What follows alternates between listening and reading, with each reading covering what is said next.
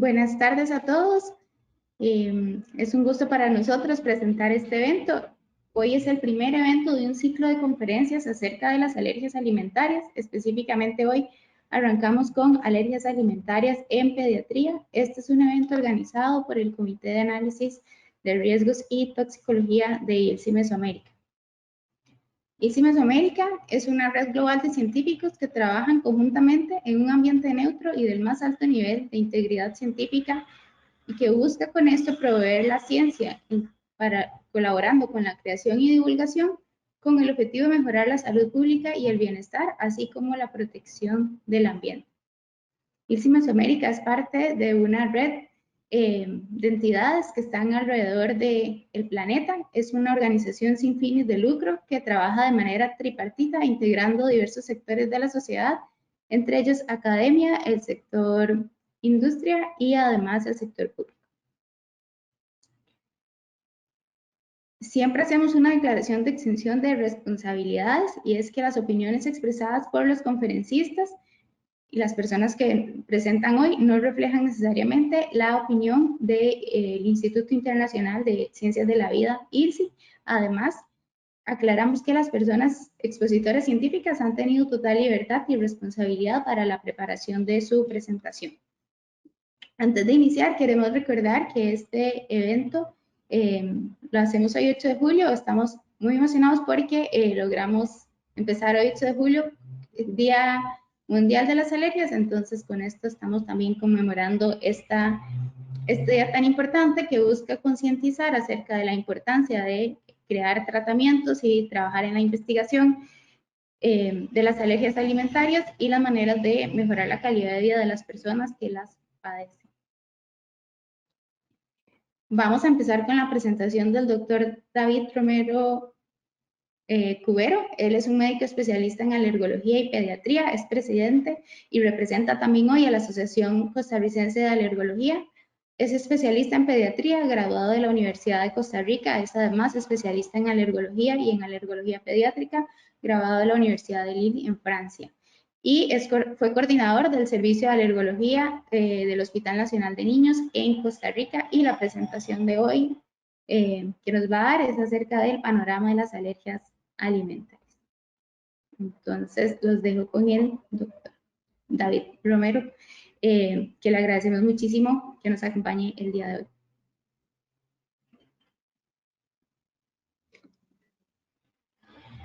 Listo, doctor. Muchísimas gracias al comité organizador por esta invitación. Es todo un honor de parte de la Asociación Costarricense de Alergología estar acá presente en un día tan especial como este, la conmemoración del Día Mundial de las Alergias y la divulgación de la importancia de conocer un poco más al respecto para poder actuar de manera oportuna y mejorar la calidad de vida de todos nosotros. Vamos a hablar un poquito sobre lo que es el panorama en general de las alergias alimentarias. Para eso tenemos que definir qué es una alergia alimentaria y qué tan común se presenta. Una alergia alimentaria es una reacción inusual, generalmente exagerada de nuestro sistema inmunológico, que se presenta cuando ingerimos un alimento que normalmente no debería de hacernos daño y que genera una reacción, nos produce un daño en una persona que normalmente debería de tolerar estos alimentos. Es un concepto un poco general porque vamos a ir viendo que hay muchos tipos de alergias alimentarias.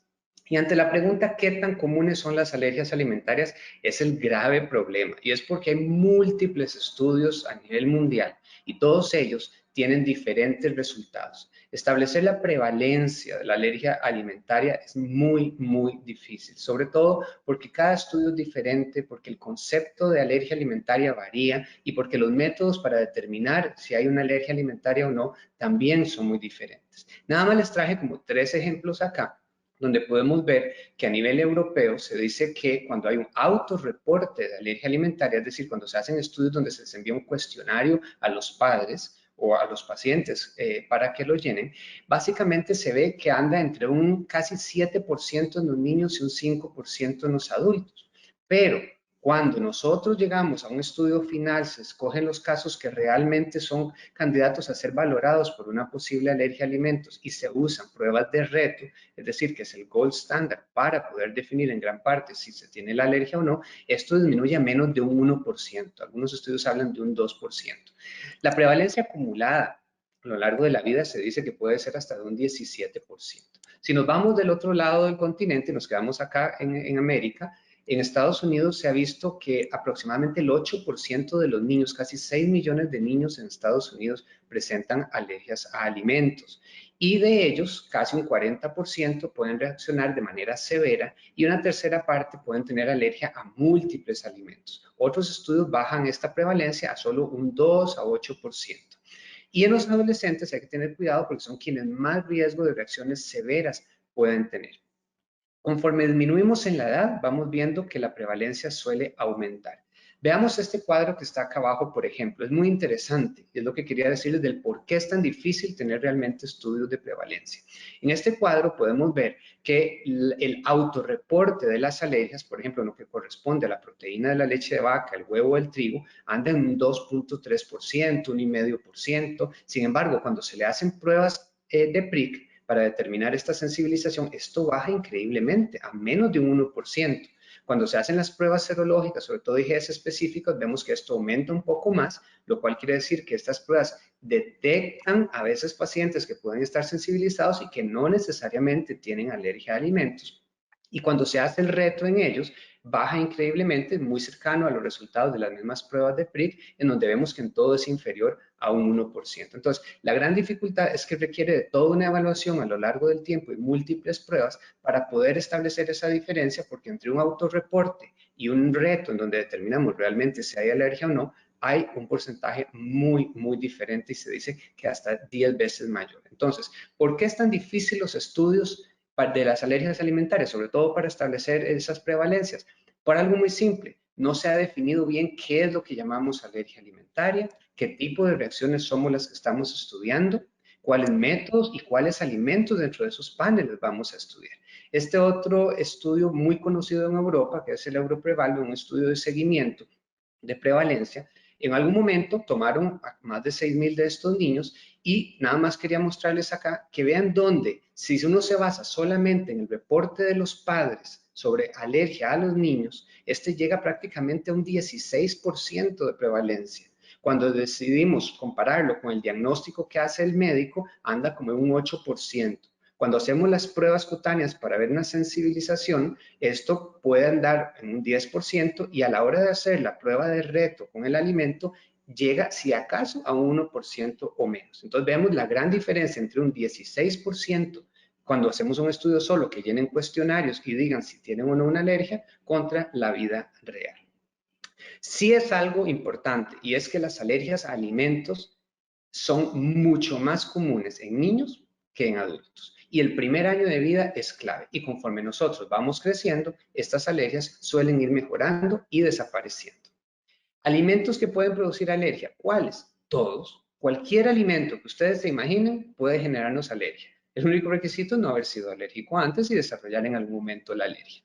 Pero hay otro problema y es el término de hipersensibilidad a alimentos.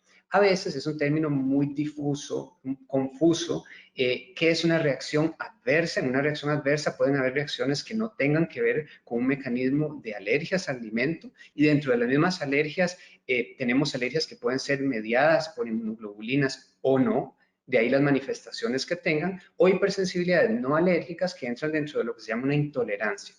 Y otro problema acá es que muchas veces, inclusive dentro del gremio médico, por error se le llama a toda alergia que no es mediada por IgE una intolerancia. Y es donde se genera confusión entre los mismos colegas y los pacientes. Lo que sí sabemos es que aproximadamente el 90% de las alergias están contenidas en muy pocos alimentos, siendo los mariscos, el huevo y la leche los principales, y por supuesto todos los demás que ya hemos ido conociendo a lo largo de los estudios. Si nos acercamos un poquito a la región, hay muy poco que se sabe de América Latina.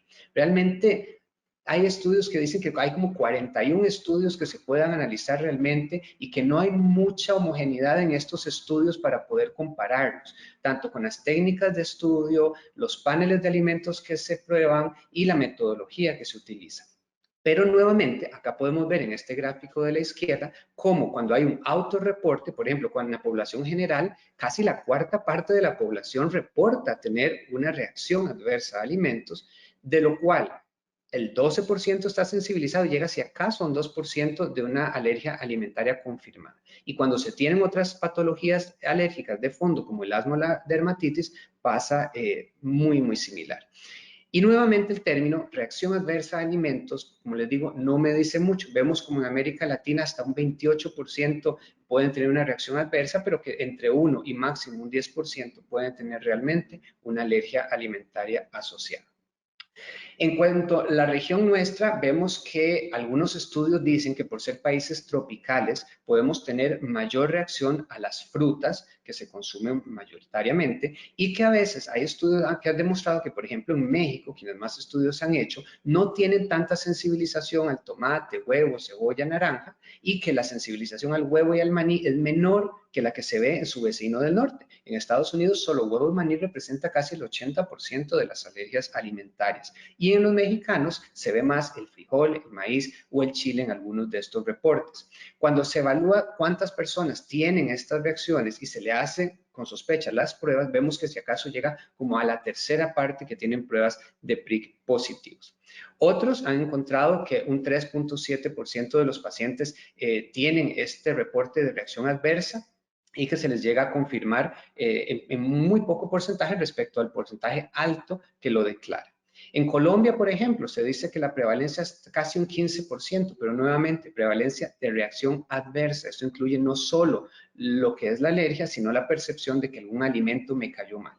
Cuando hacemos un seguimiento entre el año y los 83 años, como hicieron ahí los colombianos, ven que un 41% reaccionaron a frutas y verduras, la cuarta parte a los mariscos y el huevo y la leche, que es de lo que más alergia da en la mayoría de los países desarrollados y quienes más estudios hacen, representó menos de un 10%. ¿Cómo se nos manifiestan las alergias a los alimentos? Y aquí algo muy importante.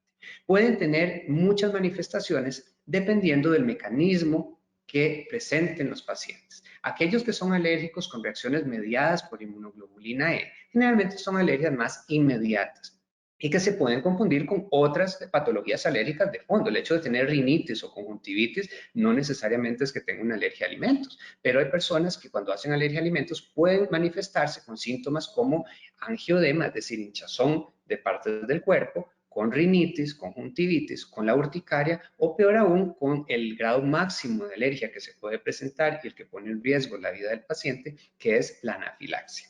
También tenemos reacciones que tienen una hipersensibilidad mixta, es decir, hay mecanismos tanto de células como de las inmunoglobulinas, como lo son pacientes que presentan dermatitis atópica con el eczema, pacientes asmáticos cuya asma se ve exacerbada con la ingesta de algunos alimentos y ciertas patologías que llamamos eosinofílicas, todas las gastroenteropatías eosinofílicas desde el esófago hasta el intestino delgado del colon infiltrado por estas células, tiene tanto una reacción mediada por células como por inmunoglobulinas.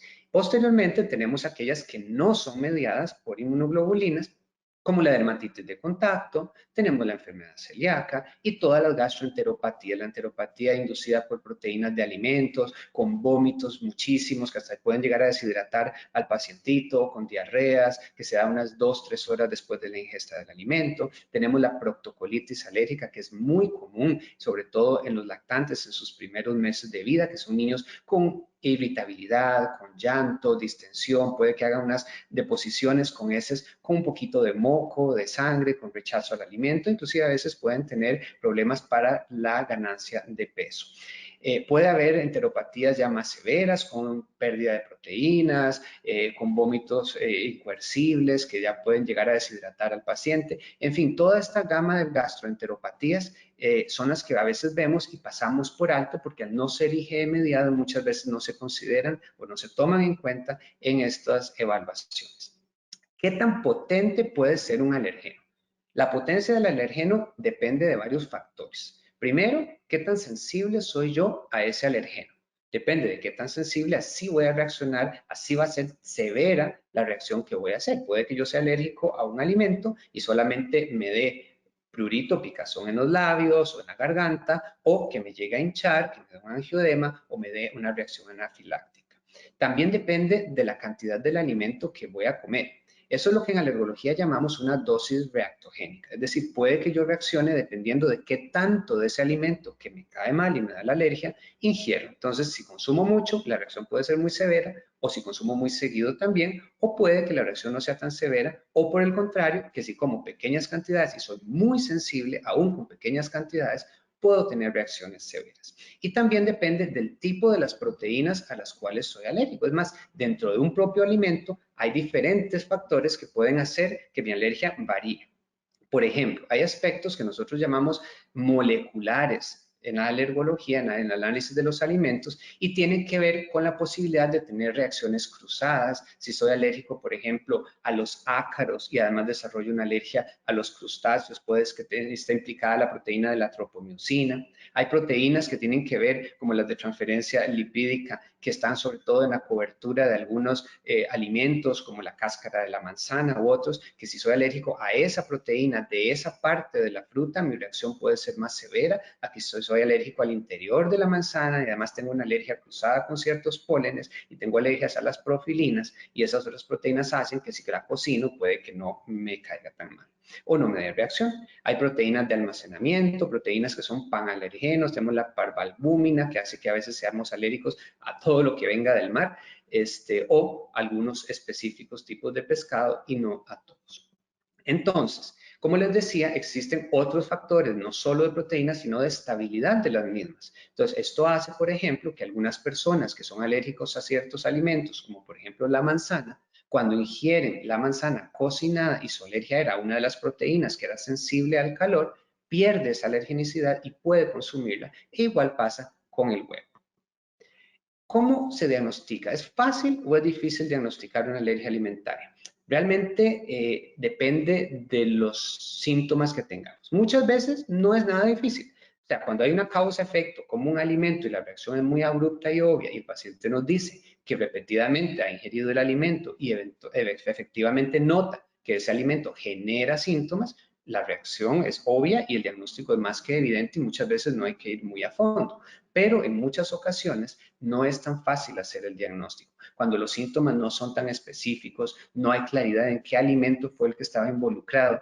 Cuando el paciente dice, a veces lo como, a veces no, estuve en una fiesta y comí algo y no supe qué fue. Entonces, ahí el papel del alergólogo es crucial porque tenemos que investigar a fondo todo, depende de la matriz, es decir, con qué me estaba comiendo el alimento, qué otra situación particular sucedió en ese momento, si cuando estaba comiéndolo estaba resfriado, estaba tomando otros medicamentos. Existen múltiples factores que hacen que sea bastante complejo determinar eso. Y para eso hay diferentes métodos diagnósticos. El más importante, creo yo, como en todo medicina, es una adecuada historia clínica. La encuesta alergológica es crucial para determinar el alimento que podría estar involucrado. Tenemos pruebas como las pruebas cutáneas de PRIC que son muy efectivas, que inclusive a veces hay muchos estudios que han demostrado que son hasta más efectivas que las mismas pruebas sanguíneas, pero que hay que saber realizarlas e interpretarlas. Tenemos las pruebas de parches, que son pruebas que se utilizan para determinar hipersensibilidad de tipo retardado, que aunque hay pocos estudios al respecto, cuando se logran realizar en casos muy particulares, arrojan muchos resultados que pueden ser de utilidad. Inclusive personalmente he visto que en los niños todavía son más efectivas que en los adultos. Los análisis de sangre, ahora estamos con gran cantidad de ellos, mediciones de IgS específicas que efectivamente nos pueden ayudar, y dentro de las IgS específicas tenemos alergenos recombinantes, tenemos otras moléculas, otros estudios que podemos tener a mano para poder orientar un poco hacia hacer esa distinción entre reacciones cruzadas, verdaderas alergias. Pero hay que tener mucho cuidado porque a veces muchos pacientes se realizan paneles extensos de estas pruebas y no necesariamente todo lo que salga positivo traduce una alergia. Puede traducir una sensibilización, mas no así una alergia. Y eso lleva a realizar en muchas ocasiones falsas dietas de eliminación que conllevan problemas nutricionales y que nuestra próxima colega sin duda nos va a hablar un poquito al respecto. Existen análisis de sangre que no tienen validez realmente para uso clínico, como es la medición de las IgGs específicas. Se utilizan más que todo para análisis científicos, comparativos, porque hay pacientes que pueden tener IgGs positivas o elevadas y más bien traducir una tolerancia al alimento y no necesariamente una alergia. Y por supuesto el gold standard, que son las pruebas de reto, que las utilizamos tanto para diagnóstico como para el tratamiento. Porque con la prueba de reto no solo podemos dilucidar si es una verdadera alergia o no, sino que podemos a veces establecer una dosis reactogénica y por lo tanto permitir que ese paciente pueda ingerir cierta cantidad de los alimentos. ¿Cómo se tratan las alergias a los alimentos? Bueno, depende de varios factores. Primero, el tipo de reacción que haga el paciente. Si es una reacción severa o no, si es una reacción que realmente nos preocupa o solamente se le exacerba un poco su eczema, si hace una urticaria, si hace un angiodema, hay varios factores. Y luego depende también de la severidad. O sea, hizo una anafilaxia, tengo que hacer una evicción total del alimento, darle un kit de emergencias, hacer un protocolo de acción. Y también, como acabo de decir, de qué tanto tiene que comer para presentar ese tipo de reacción. ¿Qué opciones de tratamiento hay? Bueno, lo más común es la dieta de eliminación. Esta eliminación puede ser parcial o puede ser una eliminación total, pero analizando los factores previos. No hagamos dietas de eliminación extensas innecesariamente porque esto tiene implicaciones severas en la vida de este paciente o inclusive en adquisición de una tolerancia. Existe la terapia de hiposensibilización oral o la inmunoterapia oral de alimentos que está en investigación. En ocasiones se ha hecho, sobre todo en lo que refiere al huevo, al maní o a la leche. Sin embargo, se ha visto que no es realmente como un método curativo. Es básicamente como inducir que el paciente tolere el alimento y el problema es que cuando se deja de comer el alimento, en muchas ocasiones se vuelve a introducir y puede generar la reacción porque no se adquiere una tolerancia permanente. Y hay estudios que hay actualmente en marcha sobre el uso de otras técnicas como alguna terapia epicutánea. Me preguntan, ¿las alergias son para toda la vida? ¿Sí o no? La respuesta es generalmente no. Las alergias suelen mejorar a lo largo de la vida, excepto alguna que otra, pero generalmente desaparecen conforme vamos creciendo, vamos adquiriendo esa tolerancia. Es importante que, por ejemplo, Samson, que es de las personas que más ha estudiado alergias alimentarias, ha hecho varios estudios y él ha visto que, por ejemplo, cuando hay niños con alergia alimentaria y dermatitis, los siguen desde los 3 añitos hasta los 18 años y luego les hacen pruebas de retos al año, 2 años después de eliminar el alimento y vemos cómo diferentes alimentos tienen una tasa de tolerancia alta. Vemos que la cuarta parte de quienes eran alérgicos al huevo la toleran, la quinta parte de los alérgicos a la leche, la mitad de los alérgicos a la soya. Entonces, realmente es bastante prometedor. Por ejemplo, hay otros aspectos que aunque mi alergia no dure toda la vida, puede que tenga implicaciones importantes. Algunos pacientes que han tenido alergia a la proteína de leche de vaca, se ha visto que casi la quinta parte pueden desarrollar otras alergias a alimentos o inclusive el 41% de estos pacientes pueden llegar a desarrollar asma. En términos generales, les pongo por ejemplo la leche, que es uno de los alimentos más comunes, se dice que el pronóstico es buenísimo. El 90% antes de los 10 años ya se curan, el 80% antes de los 5 años. Y las alergias van evolucionando, es decir, no son estáticas y no es el mismo tipo de alergia y esto es lo que llamamos la marcha alérgica. ¿Cómo podemos ver que desde el nacimiento las primeras en aparecer son las alergias alimentarias, seguidas de las manifestaciones cutáneas y luego estas van disminuyendo en la medida en que van apareciendo el asma o la rinitis alérgica? Hay alimentos que sí no suelen mejorar muy fácil. Quienes son alérgicos al maní, a los frutos secos, a los mariscos, suelen persistir mucho más y son alergenos mucho más potentes. ¿Puedo prevenir las alergias? Bueno, realmente en cuanto a prevención como tal, hay muy poco al respecto. Lo que sí es importante tener en cuenta son las recomendaciones. Luego del análisis de todos los estudios y las evidencias que hay algo muy importante y es que no se recomienda realizar ninguna dieta de eliminación de alimentos de ningún alérgeno durante el embarazo ni durante la lactancia con la finalidad de prevenir alergias. Esto lo decimos porque ahora hay una tendencia de muchos pacientes de promover que cuando estoy embarazada o cuando estoy dando de mamar, no coma algunos alimentos para evitar que mi hijo se haga alérgico. Y se ha evidenciado que esto no sucede. También en lo que respecta al maní, sí se ha visto que una introducción temprana, es decir, entre los 4 y los 6 meses de edad, sobre todo en países donde hay mucha alergia al maní, puede tener un efecto protector benéfico para la prevención, al igual que con el huevo, pero que sea altamente cocinado. La leche materna, como pediatra soy defensor total de la leche materna, es súper importante. No obstante, los estudios son muy diversos y como no podemos hacer estudios reales para aleatoriamente escoger a un grupo de madres para que no den leche materna, porque tenemos que promoverla en todo momento y sabemos los beneficios que tiene, no hay hasta el momento evidencia sustancial que me diga que al menos para la prevención de las alergias tiene que mantenerse. Sí, hay una recomendación y es que cuando hagamos la diversificación, cuando comencemos con la introducción de alimentos, es importante, ojalá, que mantengamos la lactancia materna para promover una mayor tolerancia.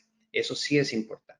Otra cosa importante es que no hay evidencia del uso de suplementos como el aceite de pescado, tomar vitaminas para evitar las alergias en los niños desde el embarazo o dárselas cuando nacen, ni tampoco hay evidencia sustancial que diga que tomar pro o prebióticos pueda prevenir o que sea beneficioso al respecto. Sabemos que a nivel de mantener la flora intestinal es súper importante para una adecuada tolerancia a alimentos, pero hacerlo de manera sistemática para prevenir y darle a las madres o a los niños pre y probióticos no ha demostrado hasta el momento un beneficio real. ¿Cómo afecta mi calidad de vida la alergia a alimentos? Muchísimo. Definitivamente, cuando uno diagnostica a un paciente, sobre todo cuando es un niño con alergia a alimentos, toda la dinámica familiar cambia, absolutamente. Desde sentarse a la mesa a comer lo que diariamente ingerimos, asistir a una fiesta de cumpleaños donde tengo que llevarle ya mi propia comida porque mi hijo no puede ingerir lo que está en la fiesta de cumpleaños, ir a la escuela, ir al comedor escolar, cosas muy simples como esas me afectan muchísimo. Ya son niños que tienen que tener un plan de acción individualizado, hablar con las escuelas, con los comedores, ver qué puede, qué no puede comer, qué tanto se le autorizó comer o si del todo tiene que eliminarlo de manera permanente durante un periodo largo. Es aquí donde entra en juego el trabajo conjunto con varios profesionales, sobre todo nutricionistas. Es muy importante el papel del nutricionista en este proceso porque ellos nos ayudan a guiar al paciente y a establecer opciones de alimentación que sean más factibles para la familia y que no tengan una repercusión tan severa a nivel personal, familiar y económico. Básicamente lo que quiero dejarles es que recuerden que un adecuado diagnóstico y tratamiento de las alergias alimentarias van a mejorar muchísimo la calidad de vida de quienes la padecen. Por lo tanto, no debemos sobrediagnosticar ni obviar estos diagnósticos porque pueden tener repercusiones importantes. Y a continuación, una de nuestras colegas nos va a hablar sobre el manejo nutricional de estas alergias a alimentos.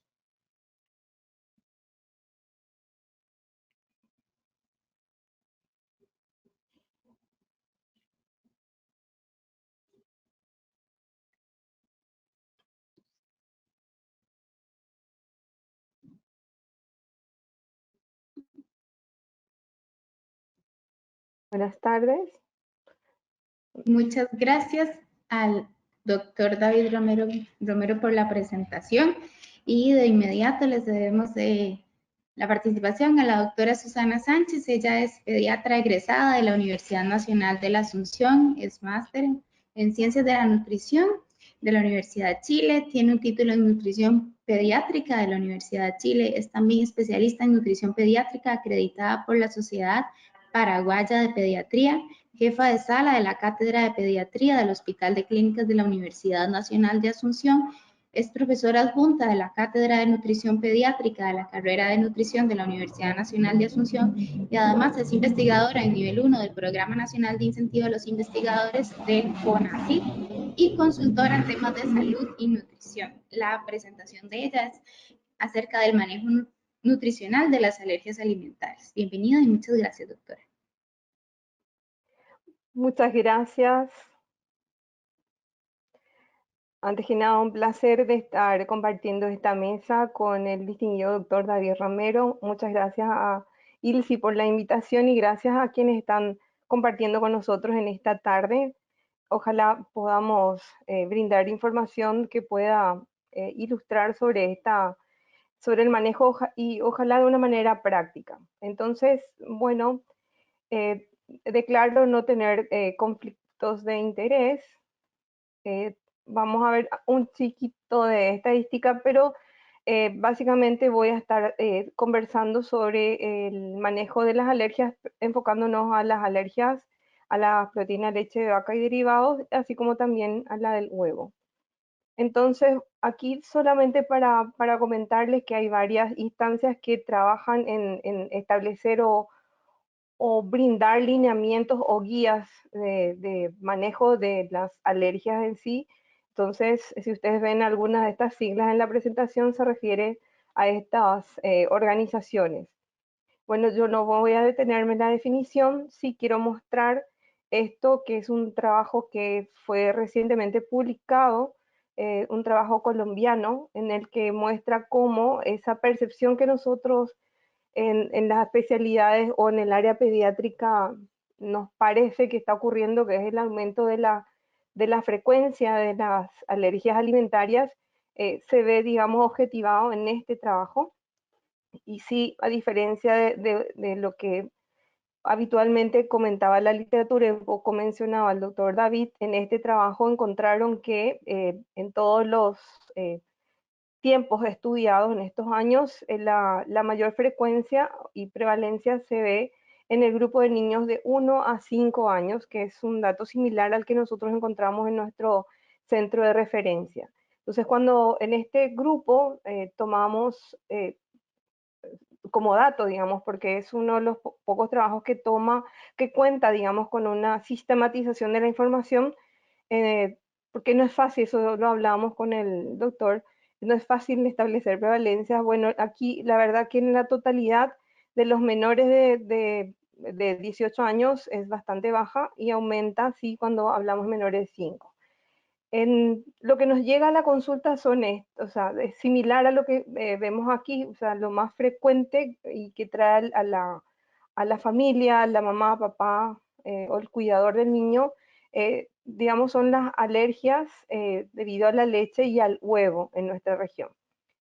Entonces vemos que eso se condice con lo que en general se ve o digamos, se ha estudiado y como mencionó también el colega, y puede haber diferentes manifestaciones clínicas. Yo solo esto traigo a colación porque para nosotros, cuando ya nos llegan, en general en el consultorio nutricional, ya llegan con el diagnóstico y nos es demasiado importante establecer cuál es el síntoma, porque va a ser nuestro elemento índice para poder valorar si nuestra intervención está siendo adecuada.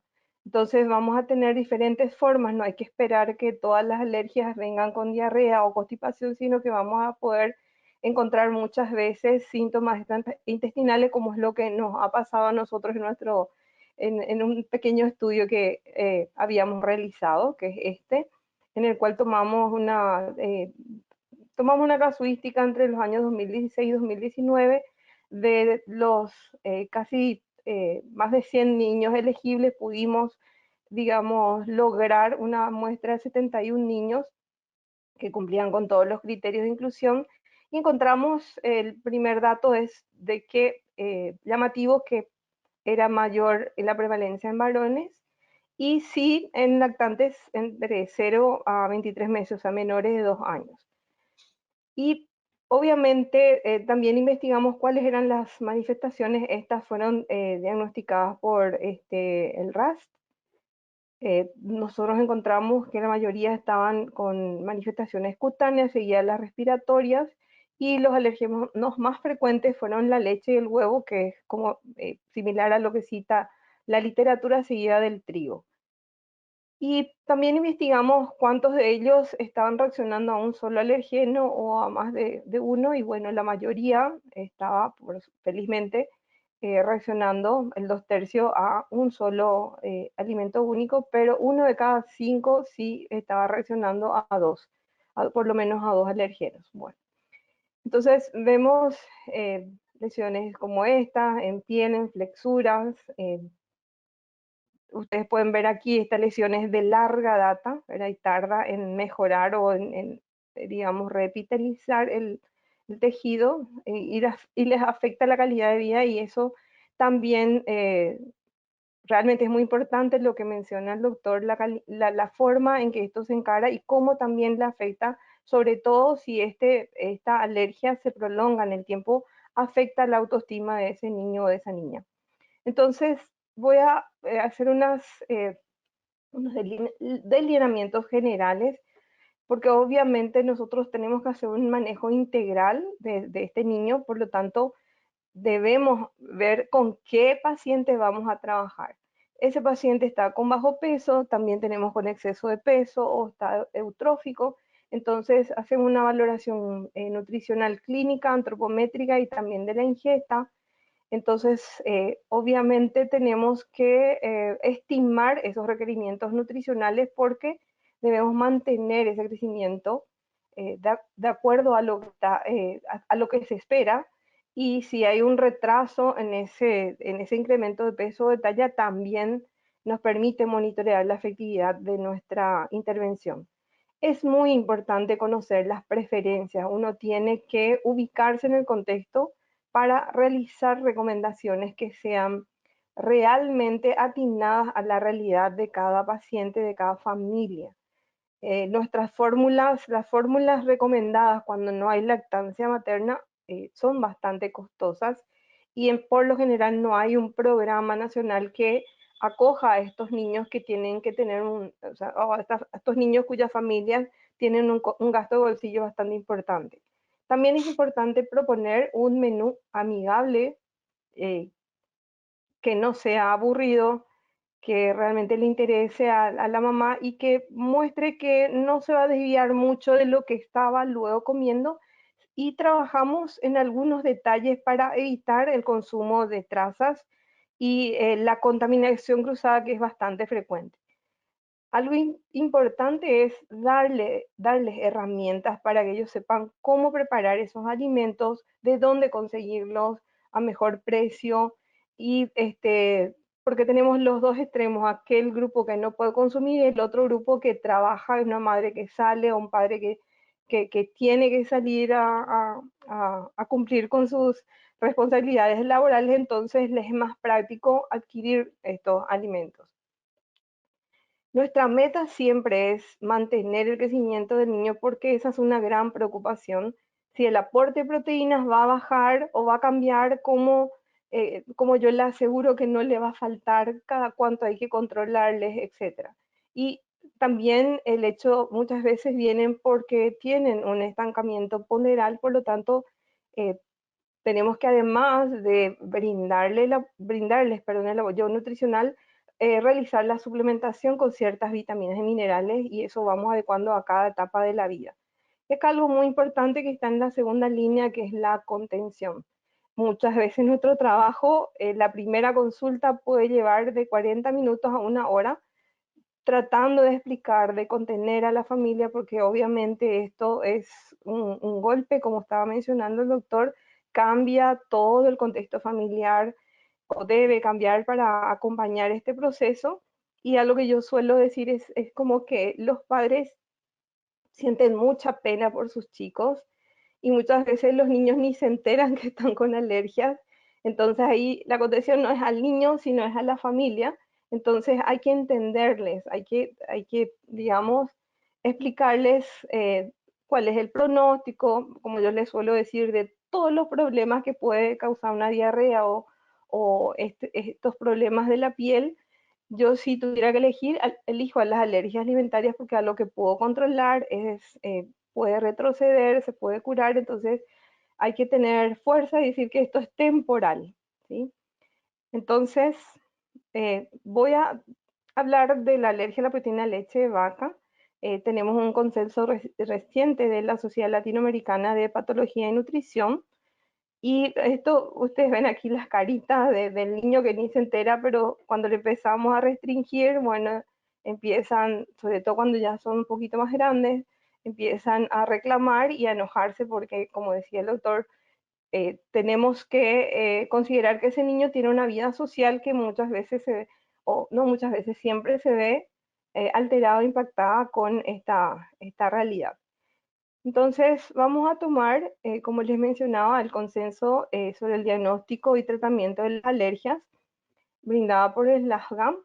Y realmente lo que mencionaba el colega, la mayor felicidad es encontrar a un niño que está mamando, entonces tenemos que trabajar con la madre.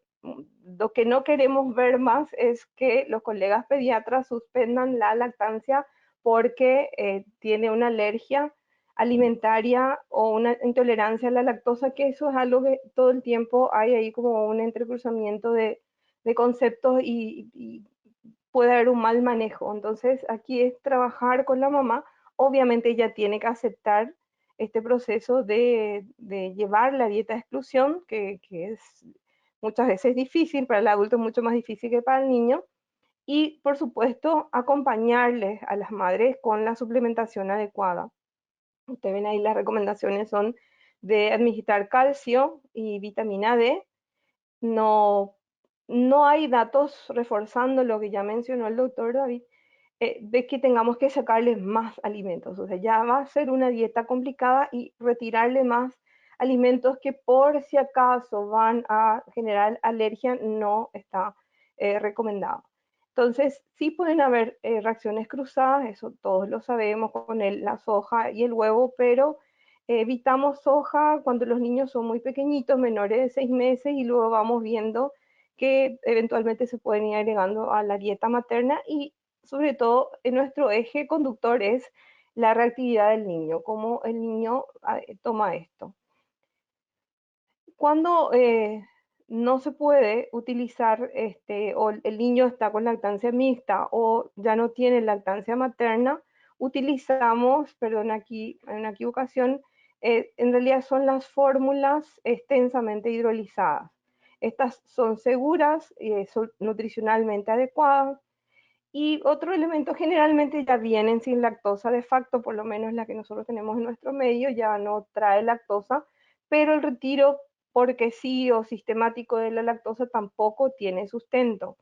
Entonces, en algunos casos, cuando hay una enteropatía muy severa, ahí sí está recomendada su eliminación también. Pero en general, como les menciono, la leche materna tiene lactosa y los niños reaccionan o, digamos, responden muy bien cuando la dieta materna es adecuada. Entonces, cuando usamos estas fórmulas extensamente hidrolizadas, pero no hay mejoría en las siguientes 2 semanas, entonces ahí se plantea la administración de fórmulas a base de aminoácidos. Bueno, esto solo para saber de qué estamos hablando. Aquí tenemos las proteínas estándar intactas, las parcialmente hidrolizadas que no están recomendadas en el manejo de las alergias alimentarias, eh, específicamente para la leche de vaca. Y vemos que las extensamente hidrolizadas son aquellas que tienen 85% de sus péptidos con un peso molecular a 1500 Dalton. Entonces, por último, tenemos las fórmulas basadas en aminoácidos, que son mucho más costosas y menos disponibles en general. Entonces, solamente cuando hay formas graves de la alergia y el niño no toma pecho materno, ahí indicamos la fórmula a base de aminoácidos, así como también en los casos de antecedentes de anafilaxia. Entonces, lo damos por un tiempo y al cabo de unos meses, 6 meses en general, entonces antes de hacer la transición directa a una proteína de leche de vaca, como prueba, digamos, de desafío, pasamos a una fórmula extensamente hidrolizada. Siempre en un ambiente hospitalario hacemos este desafío. Con respecto a la soja o la fórmula infantil de la soja, podría ser considerada una opción, sobre todo por el tema económico, para niños mayores de 6 meses que no están amamantando y que tienen una APLB, una alergia a proteína de leche vaca mediada por IgE. Bueno, entonces esto simplemente es un cuadro para que nosotros podamos ver ahí en qué momentos, o en qué situaciones estamos indicando las fórmulas libre de aminoácidos. En el caso de la anafilaxia, en las enterocolitis severas, en la esofagitis eosinofílica alérgica. Entonces, en las demás, si no hay posibilidad de lactancia materna o los niños en edad escolar o en la adolescencia, usamos las extensamente hidrolizadas. Y segunda opción, en algunos casos contamos con la posibilidad de usar fórmula de soja, considerando que hay un 30% que puede dar, digamos, reacciones alérgicas. Este es un trabajo en el cual se comparó las recomendaciones de las guías del DRACMA, del ESGAM y de la Academia Americana de Pediatría. En todos los casos, la recomendación de las 3 guías es de seguir con la leche materna y hacer tratamiento a la madre con la adecuada suplementación. No es recomendada por ninguna guía la fórmula parcialmente hidrolizada, y la leche de otros mamíferos no está recomendado, así como también las bebidas vegetales a base de soja que no está, digamos, modificada para lactantes, o de almendras o coco o similares. Tampoco la leche de cabra en tiempos atrás era una opción muy, digamos, incorporada en la práctica, pero hace mucho tiempo que no está recomendada, justamente porque comparte fracciones proteicas que están también presentes en la leche de vaca. También insistir en esto que ya hablamos, ¿sí?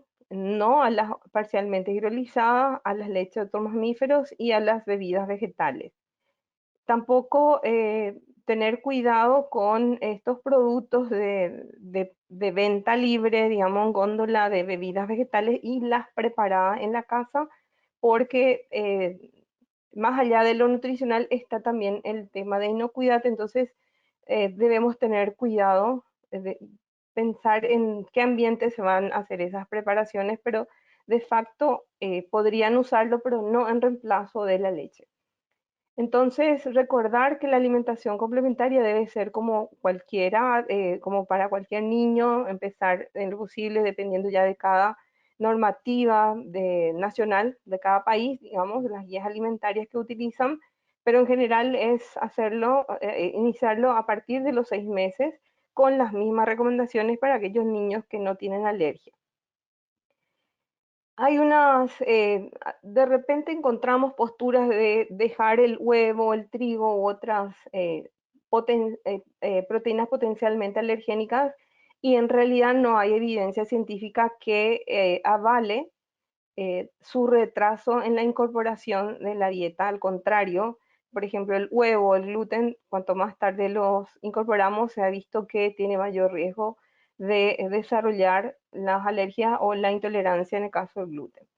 Y otro elemento importante, no olvidar que como todo niño tiene que recibir la suplementación correspondiente con su vitamina D, el inicio de hierro cuando corresponde y continuar hasta el año de vida, etcétera, que eso también ya va a depender de cómo lo están planteando las normativas o recomendaciones nutricionales. Algo muy importante, es como que cuando yo veo la leche la saco, dejo de usarlo, etcétera, pero acá el peligro es aquel derivado lácteo que no sé qué es un derivado lácteo.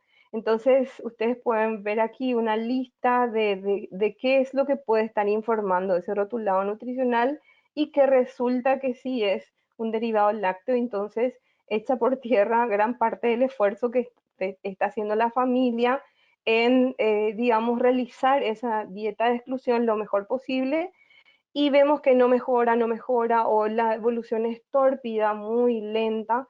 Entonces hay que investigar si está recibiendo un suplemento de calcio y que no sea, por ejemplo, un lactato, un fosfato, un carbonato.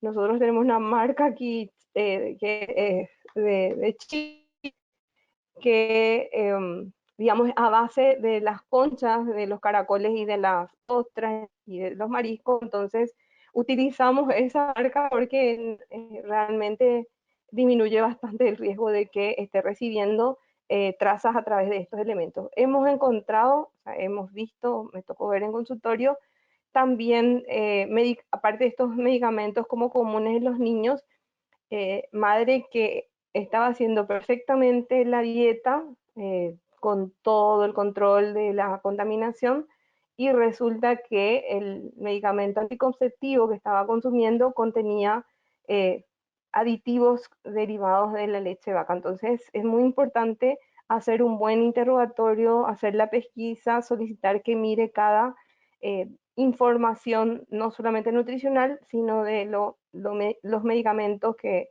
se van a ingerir. Entonces, también es importante leer digamos, por normativa en Mercosur hay un elemento, una parte, digamos, de todos los productos alimentarios envasados que se denomina información complementaria. En esa información complementaria es muy importante valorar si no tiene la frase puede contener trazas de leche de vaca o derivados. Entonces, a lo mejor nos pasa en una avena, por ejemplo, que es utilizada muy comúnmente acá, que es producida en el Brasil, y resulta que tiene trazas. Entonces, eh, cuestiones como esas que son como muy detallistas pueden en serio estar bloqueando digamos, el buen trabajo que está haciendo esa madre, esa familia, ese niño. Bueno, ¿qué hacemos cuando el paciente evolucionó bien? Eh, Conversamos con el alergólogo, perdón, el gastroenterólogo, el equipo, el pediatra, y decimos, bueno, ya podríamos, tiene criterios como para realizar digamos, la incorporación, el desafío, la reintroducción. Entonces, cuando no son formas graves y son alergias no mediadas por IgE, se podrían realizar en la casa después de al menos 6 meses de tratamiento o si el diagnóstico fue antes del año de vida hasta que cumpla el año de edad, pero que haya pasado por lo menos esos 6 meses. Entonces se pueden hacer con productos lácteos en pequeña cantidad. Otras corrientes recomiendan lácteos horneados también. Eh, Esto es lo que está ahora recomendado por el consenso del AFGAM.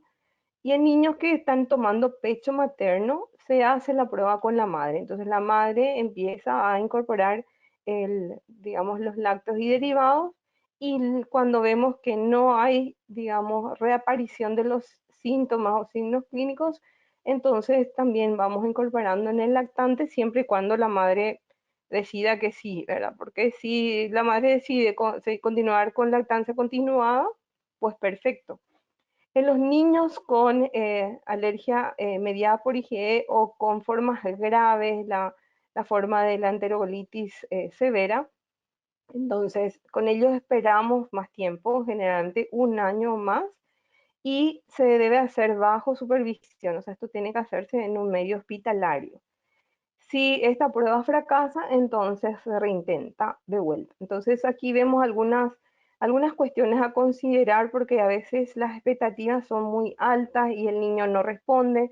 Entonces hay que saber que eh, podemos tener una larga duración y no rápida tolerancia cuando esta alergia es mediada por IgE, cuando empezó muy temprano, tiene síntomas más graves, intestinales, con pequeñas dosis, a veces el niño arrima, hemos visto niños hermanitos que dejan la servilleta que usó para limpiarse la boca, tomó un yogur, tomó su leche, dejó ahí, vino el niño con alergia, toca y empieza a reaccionar.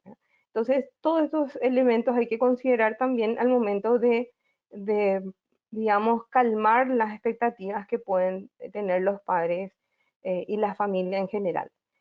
¿Cuáles son, cuando no hay buena evolución, qué es lo que tenemos que averiguar?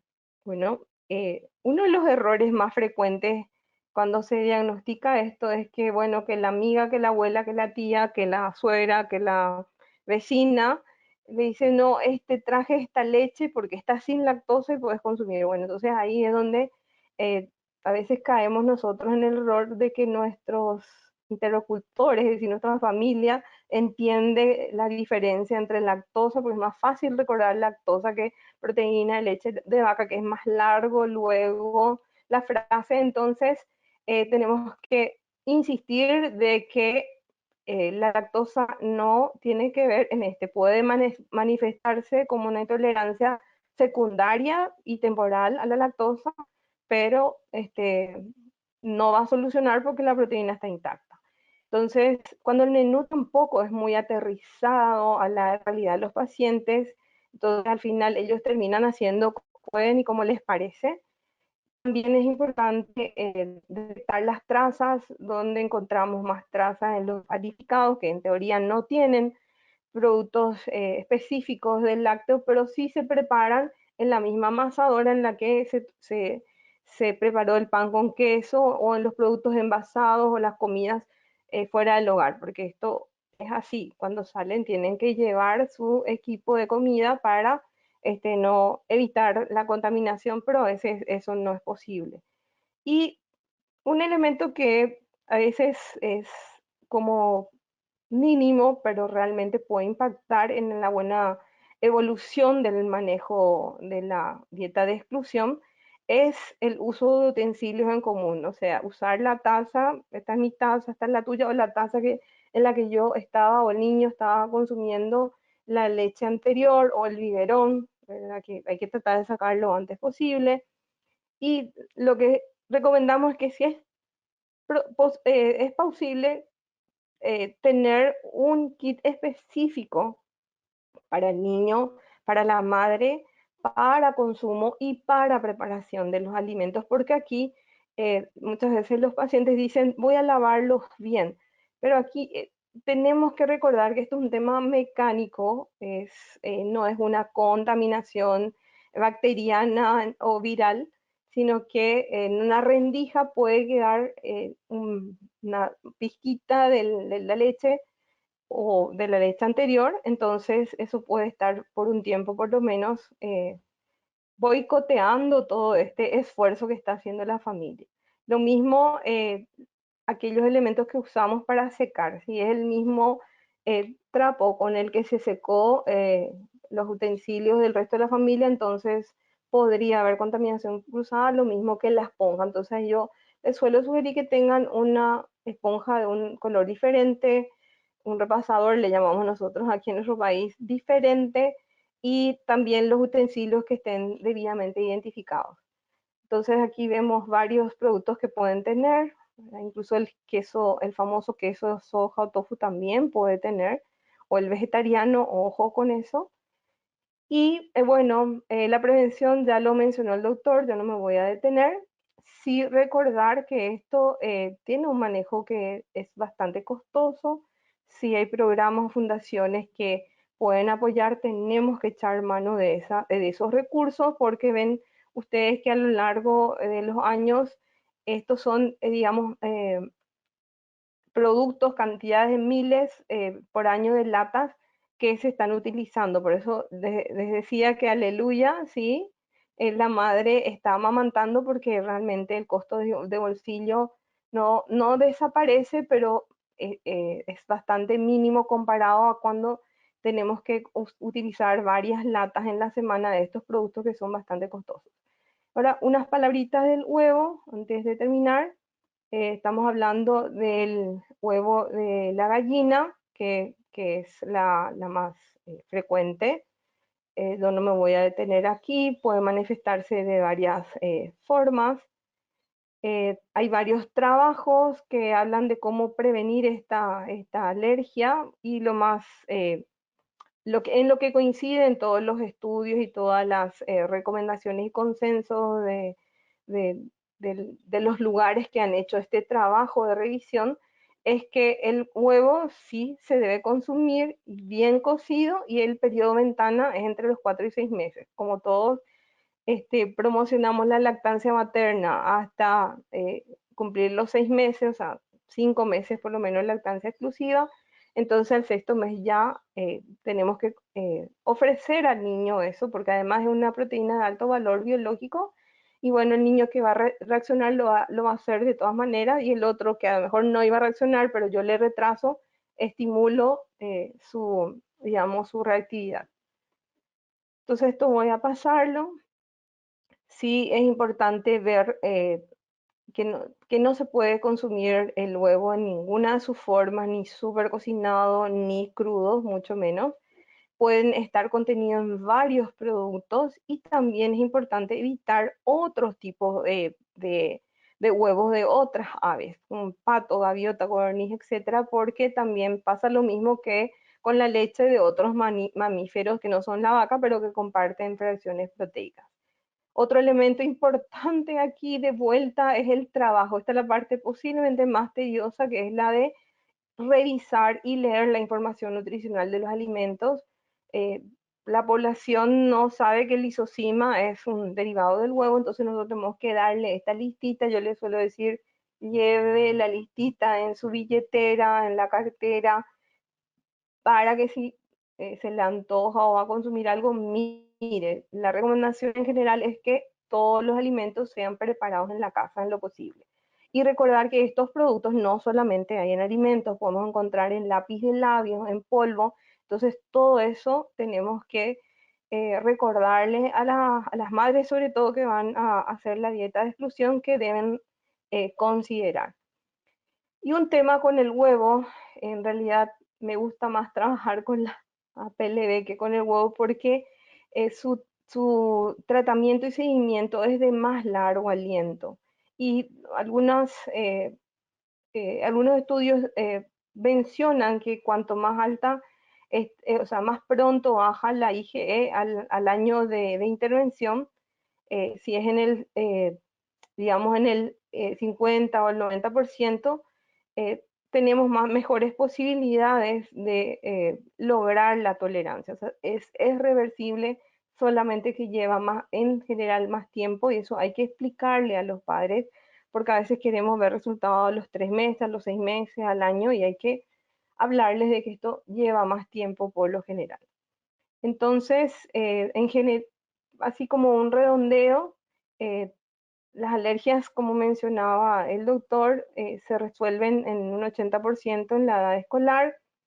Las alergias al maní, las nueces y mariscos suelen considerarse permanentes, pero hay trabajos que hablan de que posiblemente el maní se podría, digamos, revertir, pero deben estar alerta siempre, ¿verdad? Y también, como mencionaba, él hablaba de la manzana, sí hay reacciones a las frutas, pero en general suelen ser menos severas, y a veces cuando son adolescentes, a veces ya miramos. De hecho, con los gastroenterólogos, ellos dicen, no hay que tocarles la dieta porque de todas maneras van a reincidir. Entonces ahí nosotros decimos, bueno, si mejora con la calidad y su calidad de vida con la dieta de exclusión, desaparecen las lesiones en piel, los dolores abdominales. A veces el dolor abdominal es muy importante, entonces nosotros sí le planteamos a la familia que lo haga un tiempo y ver cómo reacciona el paciente. Entonces, en resumen, terminando aquí, me gustaría recordarles que en respecto a la atención precoz, que cuando más temprano hagamos un buen manejo, detección y manejo, tiene mejor pronóstico nutricional. La mayoría son reversibles, tiene una carga económica bastante importante. Por lo tanto, tenemos que considerar esto a la hora de hacer nuestro trabajo de menú, de recomendación nutricional. El tratamiento es temporal. Yo les suelo decir a los pacientes, escribí bien grande ahí en la pieza, en la heladera, temporal. Entonces, todo el esfuerzo que haga en algún momento va a tener sus frutos, y vamos a volver a retomar o a incorporar estos alimentos a la dieta. Es muy importante, reitero, la contención y el trabajo multidisciplinario, ¿sí? Tenemos que trabajar sobre todo con todas las áreas, porque el niño es uno solo y tenemos que lograr esa coordinación. Y en los niños más grandes, aparte del trabajo con los padres, tenemos que trabajar con la comunidad en el ámbito escolar para ayudar a ese niño a que no salga de esa dieta que les estamos recomendando, que ya no es luego fácil. Y por último, también es importante trabajar con la industria, ese rotulado nutricional de advertencia que avise que el alimento tiene trazas, es fundamental, así como con la enfermedad celíaca o con la celiaquía. Es demasiado importante tener un simbolito que nos avise que ese producto tiene alergenos. Entonces, yo les doy las gracias por haberme tenido paciencia de escuchar, y bueno, quedamos a la expectativa para si hubiera alguna pregunta en la audiencia. Muchas gracias.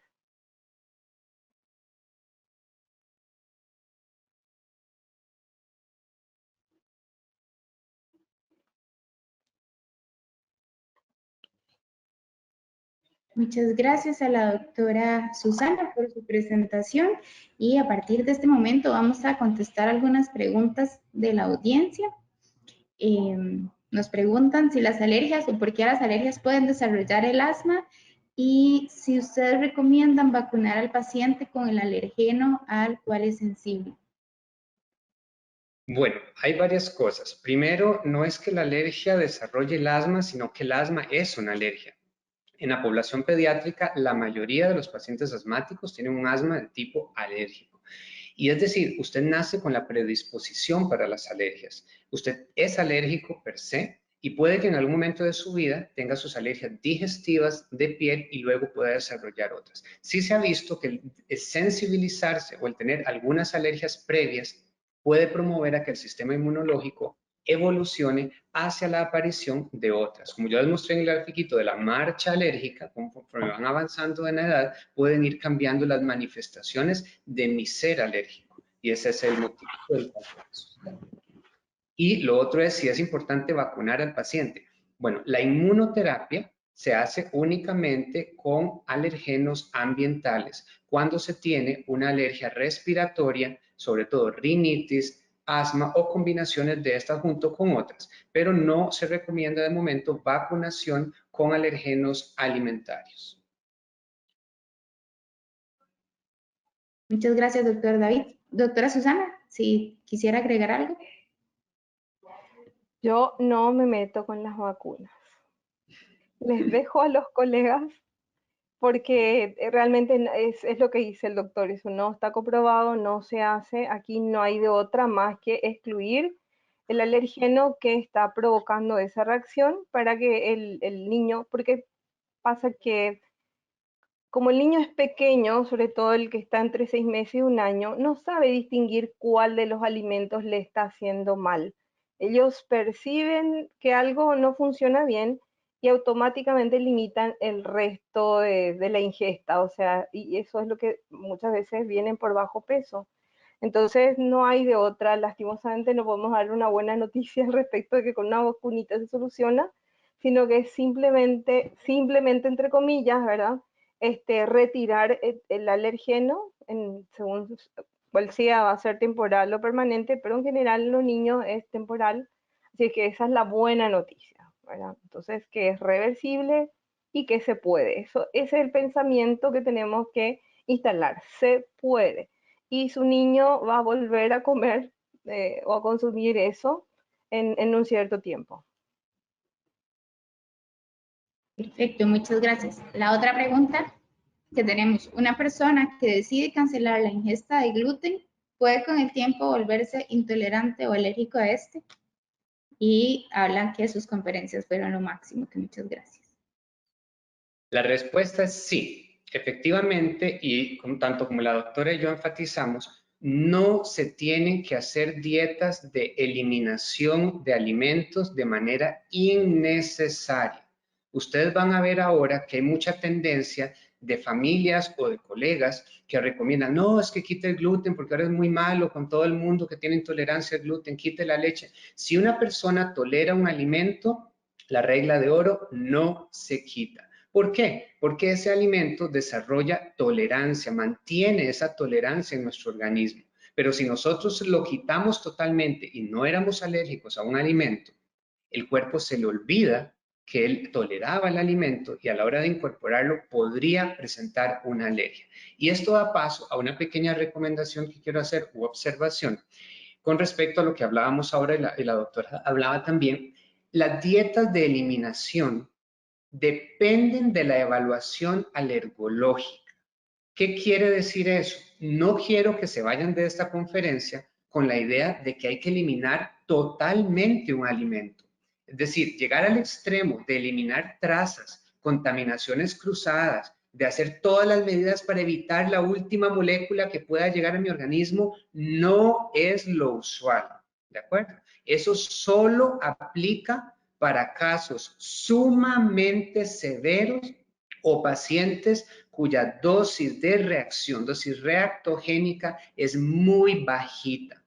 Por lo general, lo más importante del trabajo conjunto del médico, del alergólogo con el nutricionista y los demás colegas es establecer qué tanto le permito al paciente comer. No es lo mismo ser alérgico a la proteína de la leche de vaca y tener que llegar a excluir hasta una traza, que no son la mayoría de los pacientes, ni siquiera son la mayoría de las madres con niños con proctocolitis, ¿verdad? Y decir, no, a usted sí le autorizo, su alergia no es tan severa, su dosis reactogénica no es tan baja. Entonces puede que yo le diga a un paciente que no hace anafilaxia, ¿verdad? Sí, usted puede comerse perfectamente su pastel, su queque, su galleta que contiene proteína de leche de vaca, que en el caso suyo la tolera. Y eso más bien le va a mantener esa tolerancia. Usted lo que no puede es superar la cantidad de lácteos que le generan la reacción. Porque si una persona toleraba cierta cantidad, o una madre inclusive hace una dieta de exclusión cuando da lactancia, y llegar al extremo de eliminar todo absolutamente hasta la última traza, puede ser inclusive perjudicial. ¿De acuerdo? Entonces yo me tengo que basar en la característica clínica. Puedo tener un lactante, un niño pequeñito con una proctocolitis, que si el niño crece bien, come bien, está feliz, mama bien, y la madre dejó de comer lácteos y no dejó de comer trazas ni contaminaciones cruzadas, y el niño va creciendo bien y esporádicamente tiene una que otra deposición con un poquito de moco o con un poquitito de sangre, eso no es criterio de llegar al extremo de evitar toda partícula en el hogar, porque eso tiene consecuencias muy graves, como lo decía la doctora, en el ámbito familiar y en el ámbito psicológico de estas madres.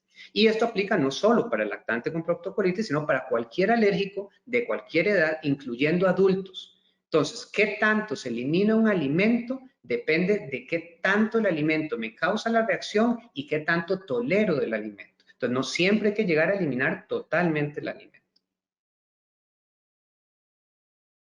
Perfecto, doctor Romero. Doctora Susana, no sé si usted quiere agregar algo. Sí, quiero agregar con respecto a la pregunta, sobre todo, que no sé, el doctor qué experiencia tendrá, pero en nuestro país como que aparecieron estos estudios de 500 alergenos, que además creo que mide IgG4, y que habla solamente de haber tenido alguna vez contacto, ¿cierto? No de que está con una reacción alérgica. Entonces, aquí cuestan como entre 500 a $1000 esos estudios, entonces se hace, le venimos manejando al niño, etcétera, se hacen, y me ha tocado ver niñas con depresión, porque en esa dichosa prueba que yo no la quiero ni escuchar, le salió que tenía gluten, que a no sé qué, que a no sé cuánto, le sacó todo y la niña quedó por el piso, o sea, no quería, no reía, no quería jugar, no tenía ánimos para nada.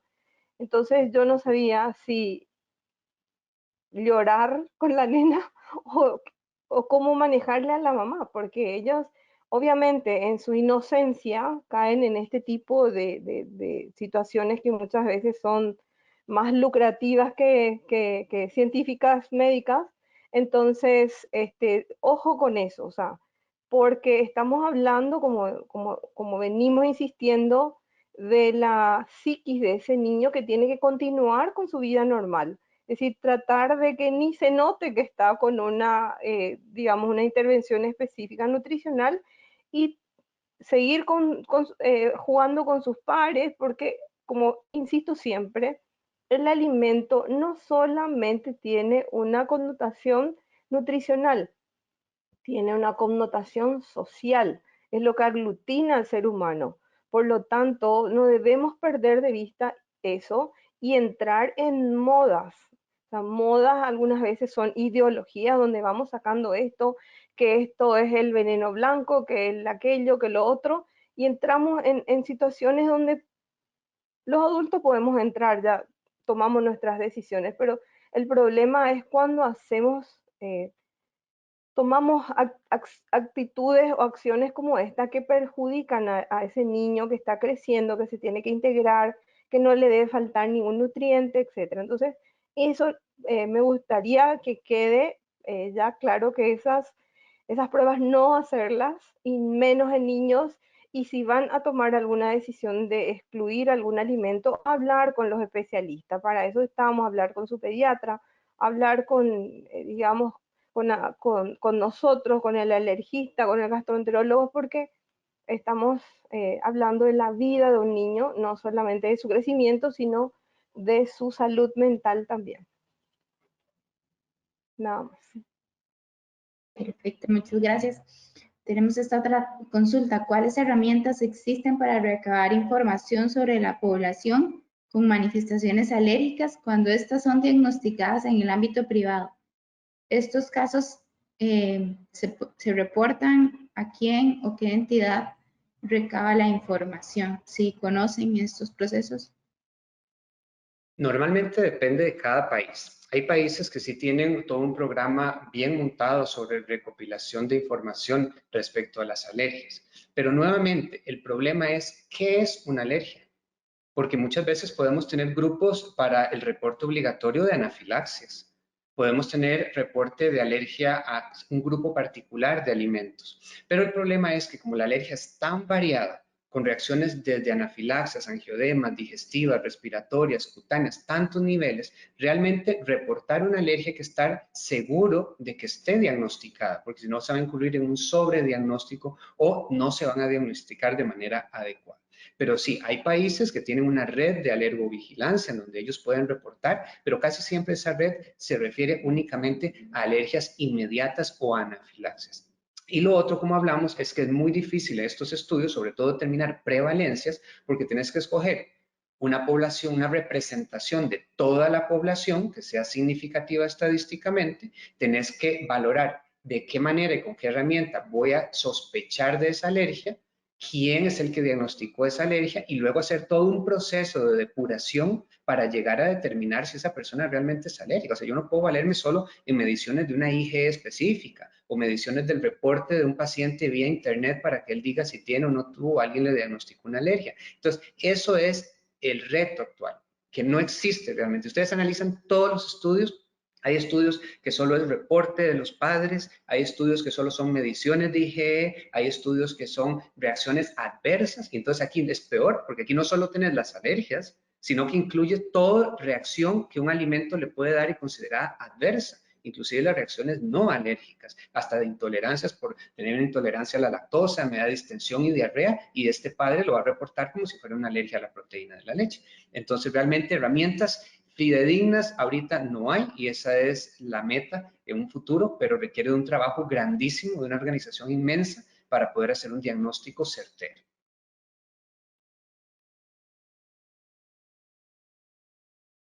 Otra pregunta que tenemos es, aparte de las reacciones de anafilaxia, ¿algunas otras se consideran severas? Un bebé recién nacido puede presentar reacciones severas por consumo del alergeno en la leche materna.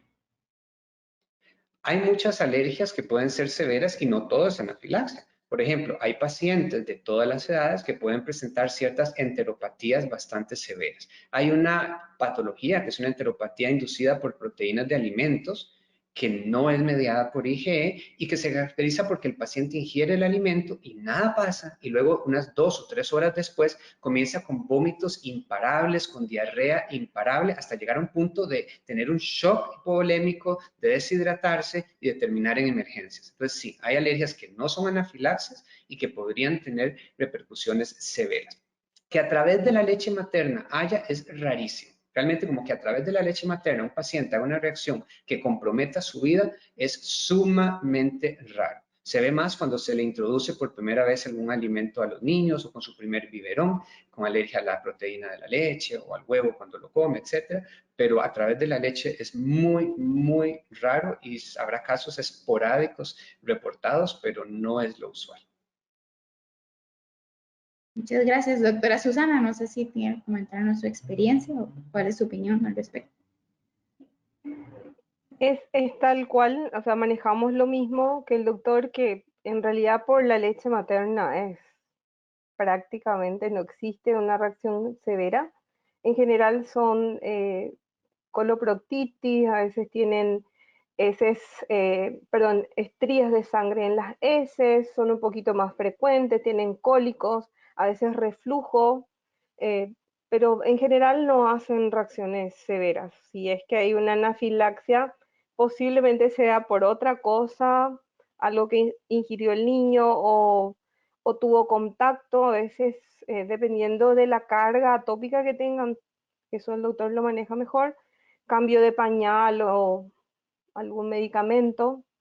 Nosotros tuvimos hace poco, antes, sí, esta semana, una reacción exantemática así, tremenda, es decir, lesiones en piel, en todo el cuerpo, con un poquito de edema, y estábamos entre que era viral o no, y estaba tomando un anticonvulsivante que es bastante frecuente de generar farmacodermia. Entonces, todo tenemos que investigar qué está consumiendo el niño, si antes de decir que, porque la leche materna en realidad para nosotros es un factor protector.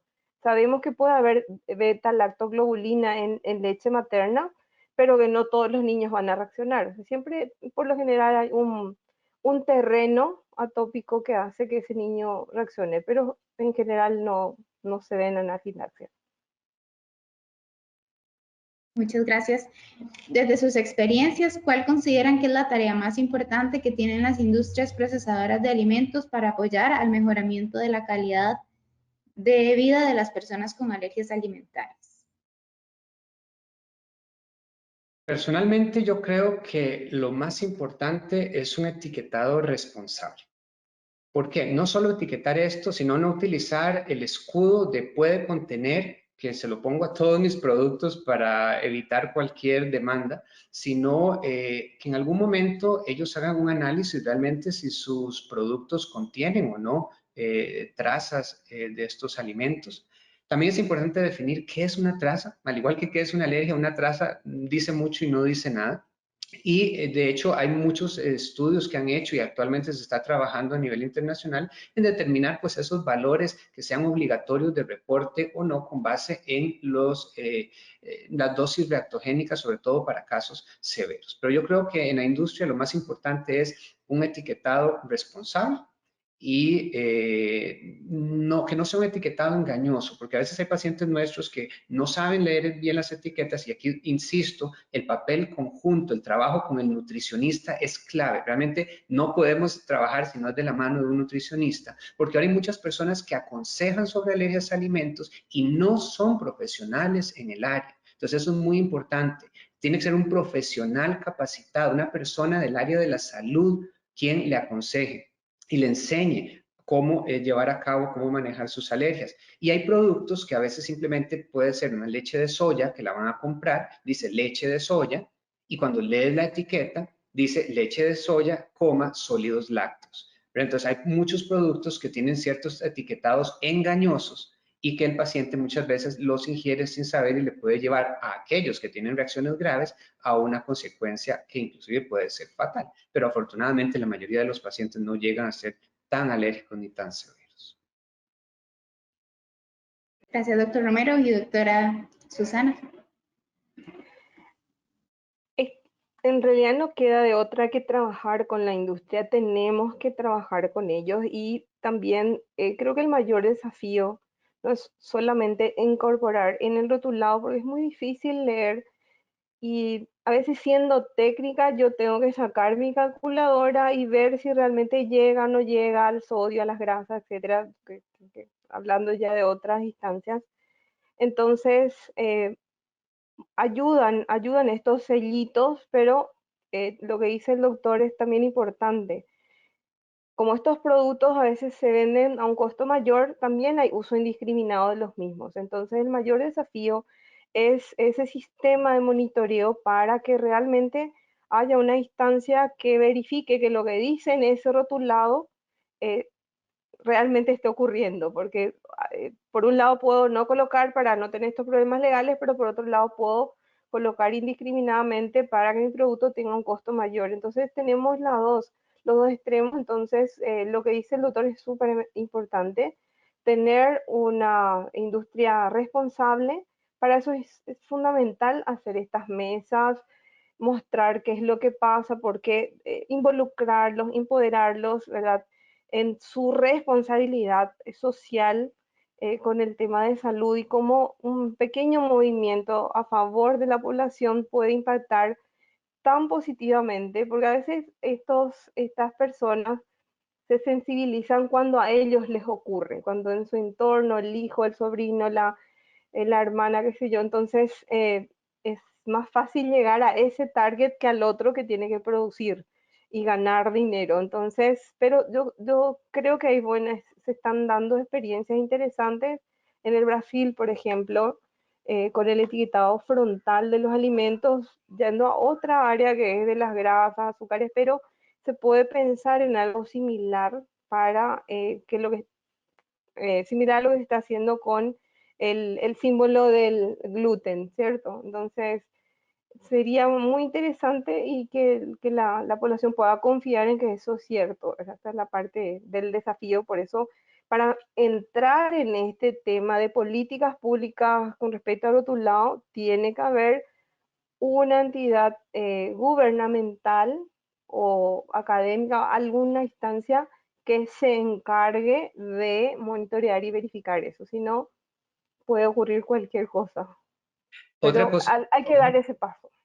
es que sea accesible. ¿A qué me refiero con accesible? Todos los productos, como bien lo dijo Susana, todos los productos que son especiales o sus equivalentes, es decir, cuando vamos a comprar productos libres de gluten, libres de leche, libres de varios alérgenos, son muy caros, son muy costosos y lamentablemente llegan a una población con un poder adquisitivo mayor. No es así en Europa. Por ejemplo, en Europa muchos de estos productos tienen el mismo precio que un producto regular. Entonces, realmente no tenemos que abusar ni hacer un negocio de las alergias alimentarias, sino hacer que los productos sean accesibles a toda la población. Muchísimas gracias a ambos. Por temas de tiempo, vamos a realizar una pregunta más. Las demás vamos a enviárselas a ambos panelistas y vamos a compartir las respuestas con la audiencia que nos ha acompañado. La última pregunta sería, ¿dónde puedo encontrar evidencia sobre que la eliminación de un alimento en los adultos puede generar una alergia después del mismo? Muchas familias, por apoyo al paciente con alergia, deciden también llevar una alimentación igual para evitar contaminación cruzada. Bueno, esto realmente pocas veces van a encontrar un estudio con esta evidencia porque no creo que al propio nadie le diga a muchas personas dejen de comer un alimento para ver si usted se hace alérgico.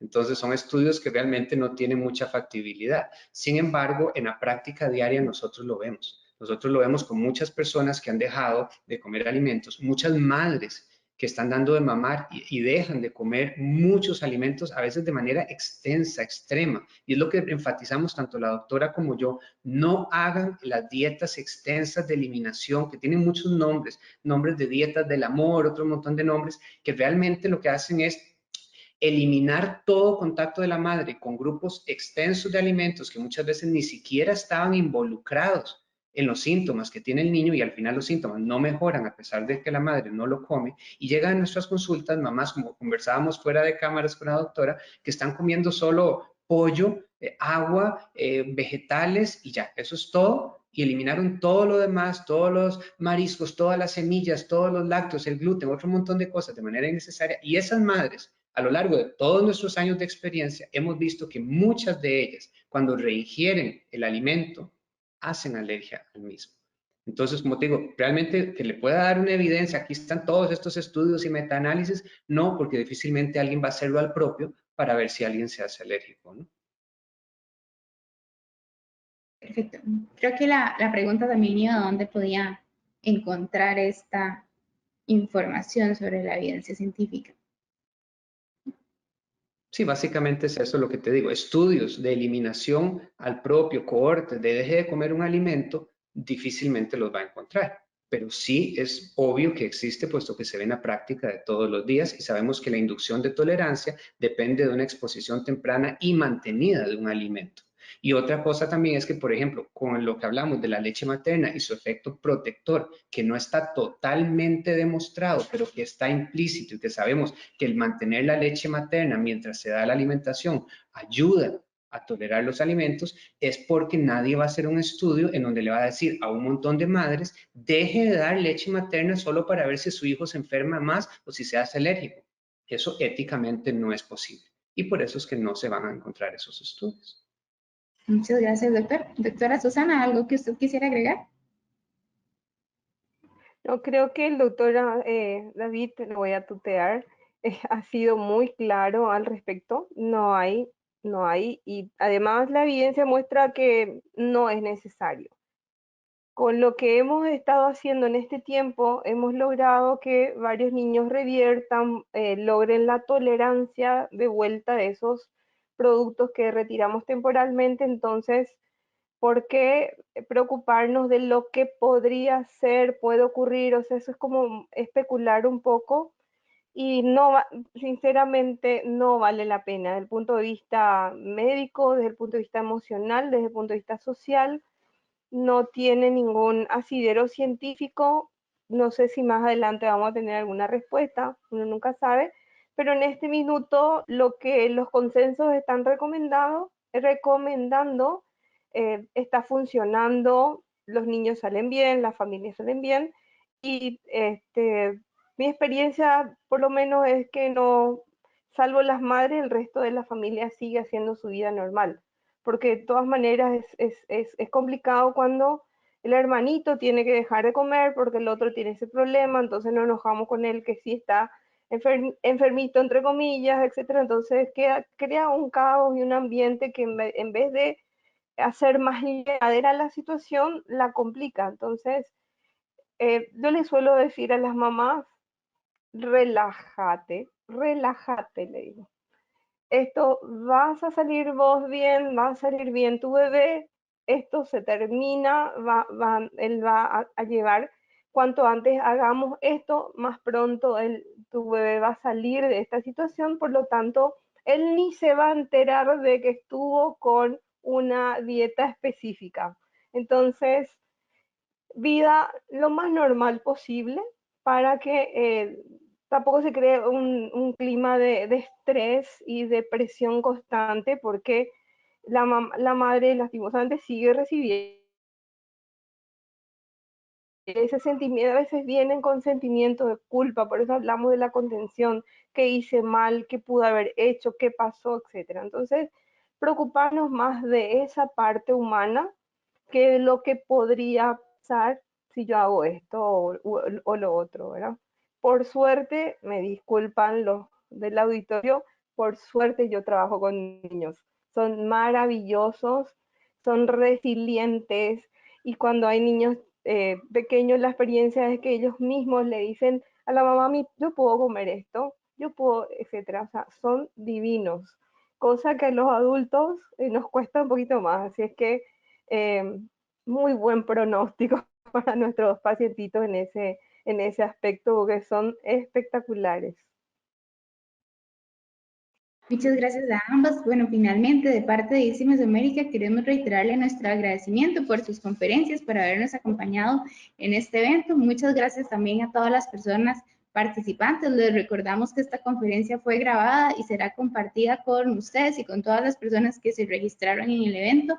Y también les invitamos a visitarnos y conocer más de ICSI Mesoamérica en las páginas o en los links que aquí aparecen en nuestras redes sociales. Y recordarles que todas las conferencias y eventos son colgados en la plataforma de YouTube, en el canal de ICSI Global. También ahí los pueden revisar y compartirlos. Muy buenas tardes a todos y muchas gracias.